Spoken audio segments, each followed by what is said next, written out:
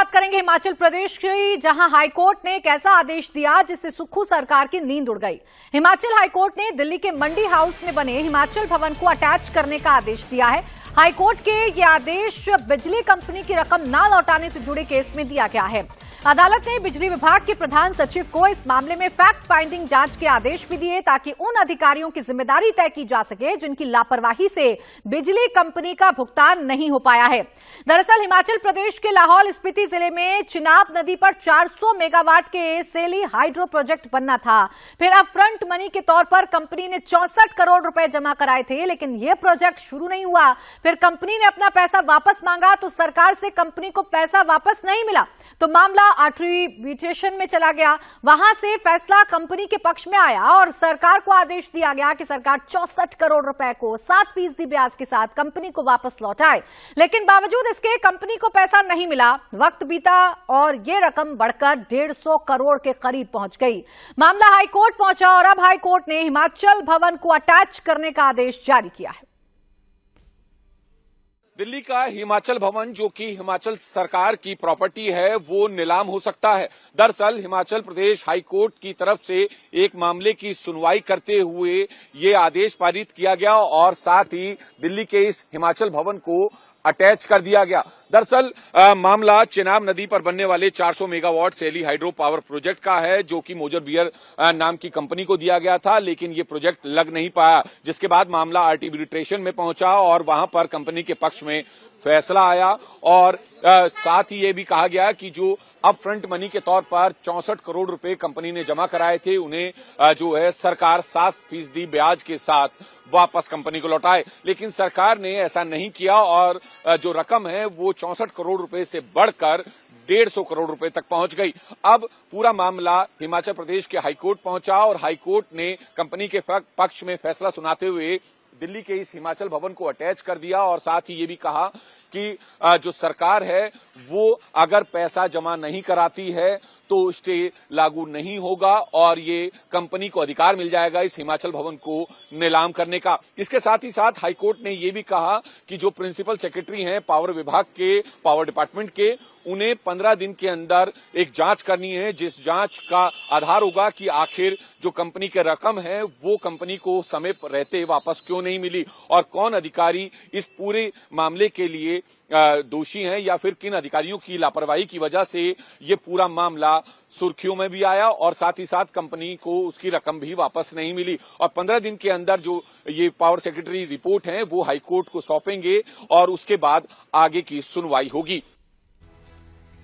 अब अगर सरकार पैसा नहीं देती है तो कंपनी दिल्ली के हिमाचल भवन को नीलाम कर सकती है। इस प्रोजेक्ट से पहले भी आर्बिट्रेशन में प्रदेश सरकार को कंपनी की ओर से जमा की गई 64 करोड़ रुपए की अपफ्रंट मनी 7% ब्याज के साथ लौटाने का आदेश मिला था, लेकिन हिमाचल प्रदेश सरकार में कोर्ट के इस आदेश की अवहेलना की, जिसके बाद ब्याज समेत यह राशि अब 150 करोड़ रुपए पहुंच गई है।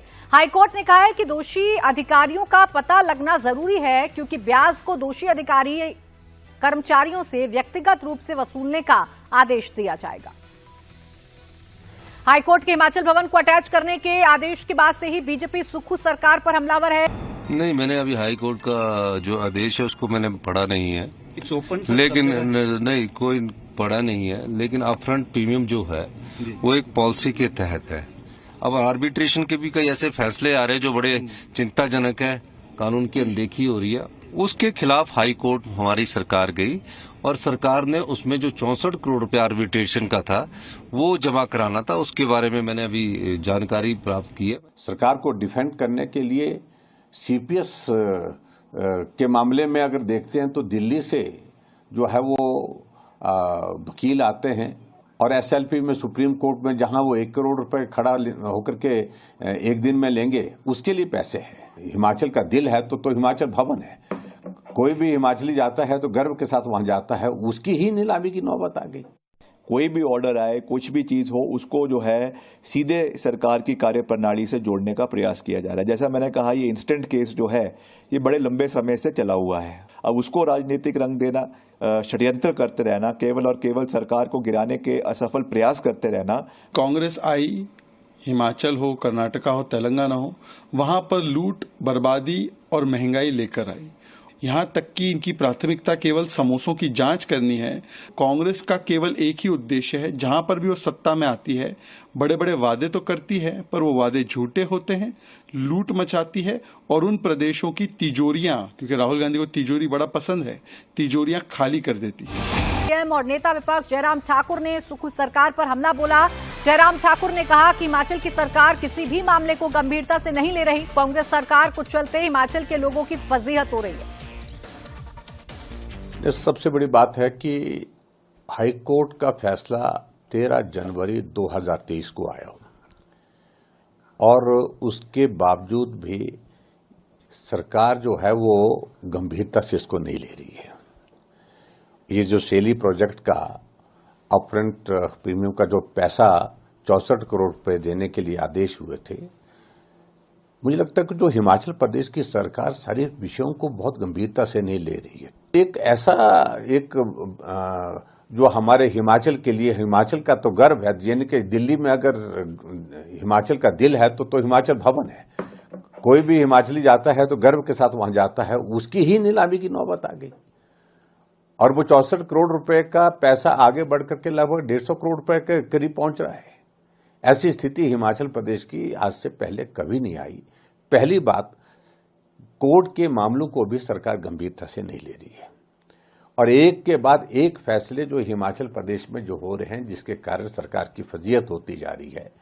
आर्थिक तंगी का दौर है, इसमें ये आज से नहीं कई वर्षों से है, लेकिन इससे तो सचमुच में पूरा हिमाचल प्रदेश अब चिंतित है कि अगर हिमाचल भवन की नीलामी हो गई तो आने वाले समय में तो स्थिति ये आएगी कहीं सचिवालय की नीलामी ना हो जाए, विधानसभा को इसके पास हमको गिरवी नहीं रखना पड़ जाए। ये स्थिति बन गई है हिमाचल प्रदेश की।